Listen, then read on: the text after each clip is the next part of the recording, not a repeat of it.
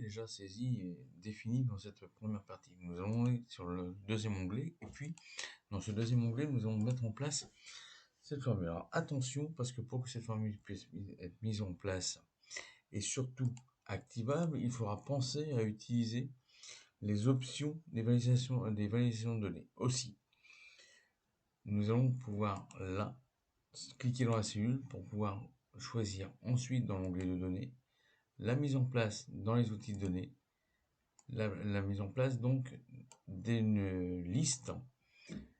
Donc dans cette liste que nous prenons en place, nous vérifions bien que les cases sont cochées, puis nous allons devoir appliquer cette formule que je vais vous expliquer en même temps. Donc nous allons voir dans un premier temps s'il n'y a aucune saisie de vide. Donc on va voir si dans la cellule A2 il y a bel et bien ou pas des saisies de données. Donc allons voir si elle n'est pas vide.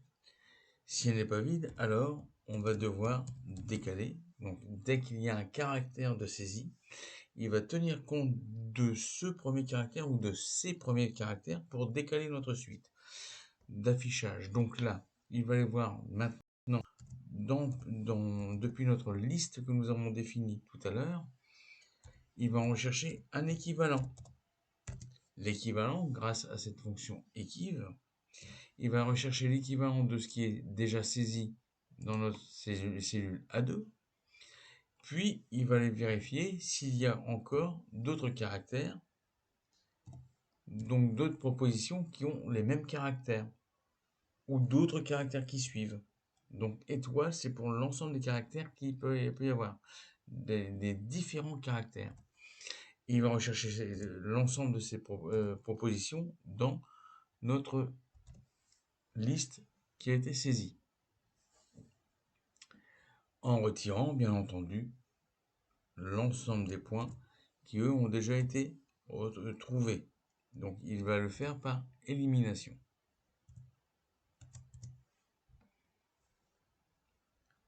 Comme il s'agit d'un tableau de recherche, je n'ai pas besoin de chercher ni dans les colonnes ni dans les lignes différentes. Je veux simplement chercher dans la liste qui est faite. Il va donc aller chercher le nombre de propositions qui correspondent encore aux termes définis dans notre liste, mais les termes de notre liste qui correspondent à la valeur qui est ici dans notre liste en cours de saisie, mais aussi qui ont encore différents caractères correspondants. Donc tout type de caractère qui pourrait correspondre. Et auquel cas, s'il en trouve, alors il doit les afficher. Et donc tous les termes présents encore en lice seront présentés. Tous les termes de notre liste encore en cours seront donc présentés à l'affichage. Attention parce que on est bloqué par un message d'alerte. Donc les messages d'erreur, eux ici, pour que l'on puisse commencer à faire une saisie dans cette cellule, doivent être décochés. On valide par OK. Et maintenant, vous voyez que là, on a toutes les listes. Mais si je commence à taper intérieur, mais cette fois-ci, il va me présenter que les noms avec intérieur. Et donc là, intérieur à l'ex. Et donc là, il va me proposer qui? Ce qui reste. Alain n'est plus dans la liste. Il me reste encore Alexandre, Alexandra ou Alex. Et donc on peut affiner nos termes de recherche ainsi.